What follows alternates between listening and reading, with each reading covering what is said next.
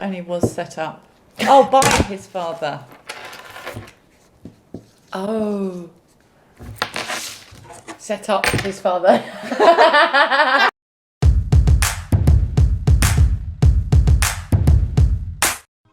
Hello everybody. Today we're looking at the keyword transformation part of the Cambridge B2 exam. Now, some of my students absolutely love this part of the exam. However, I also have some students who find it challenging.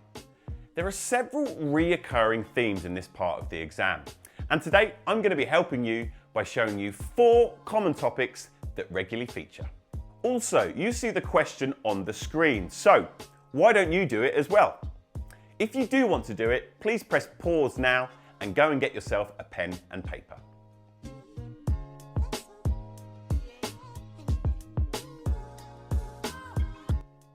And before we start the video, as ever, please don't forget to subscribe to the channel. But anyway, let's get on with this particular exam video. So, I asked 2 friends, Tessa and Lizzie, to do some keyword transformation sentences to demonstrate an L1 speaker's thought process.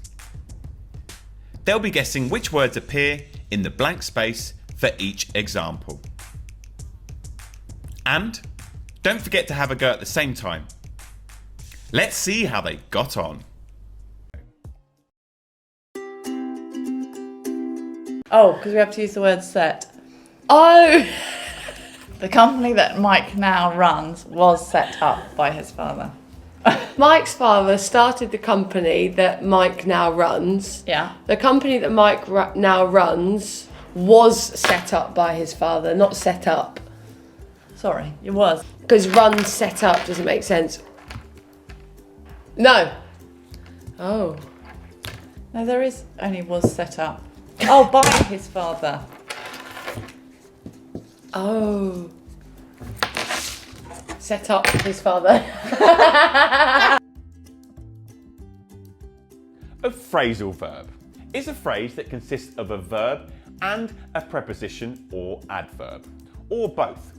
For example, wake up, hang out, and wash up are good examples of common phrasal verbs. And my top tip here is to find out if a phrasal verb is separable or inseparable. If it's separable, that means that the direct object can go either in the middle of the phrasal verb or at the end. Whereas if it's inseparable, the direct object can only go at the end. Antonio only lost the 100-metre race because he fell. If Antonio had not fallen. Oh, yeah, not. He would have won. Wait a sec. If Antonio had not fallen, he would. You can't have he would, you would have he would have won. Oh. He 1, would 2, won, yeah. 3, 4, 5. Yeah. We're in. He would have won the 100-metre race.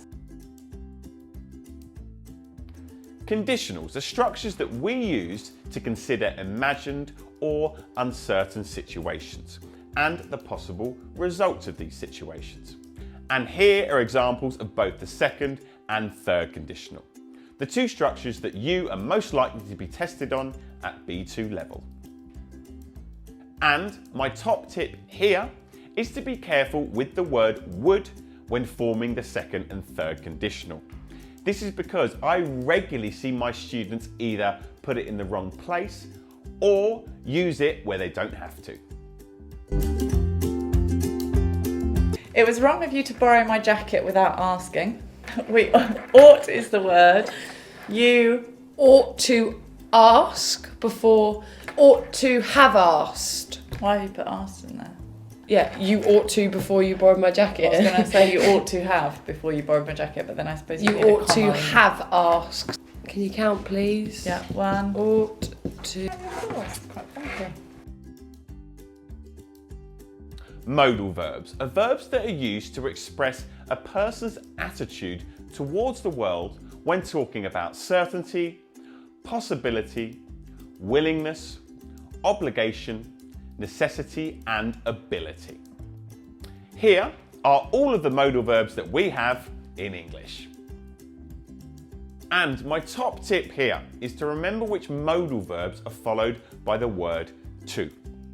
In English, only have to, need to, and ought to are followed by the word to. And the rest of the modal verbs, quite simply, aren't.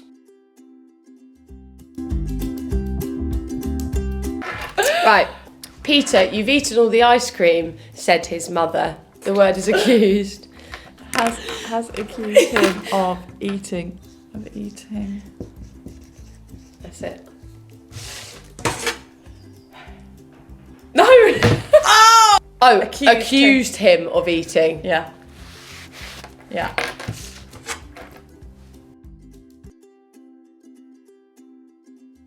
Indirect speech is where one speaker reports the direct speech of another speaker. For example, Nelson Mandela says in a speech that education is the most powerful weapon that you can use to change the world. One person who heard it live will then tell another person that Nelson Mandela said that education was the most powerful weapon that you could use to change the world. And my top tip here is not to forget to change the pronouns, demonstratives, and adverbs of time and place that often come with an indirect speech exam question.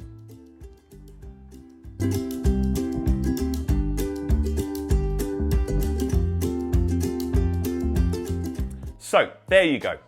4 common topics that regularly feature in the keywords transformation part of the Cambridge B2 exam. Please comment below and tell us which of these topics do you find both the hardest and the easiest. And while you're commenting, please don't forget to give this video a like and also to subscribe to the channel if you haven't already. Take care, and I'll see you next time for more language fun.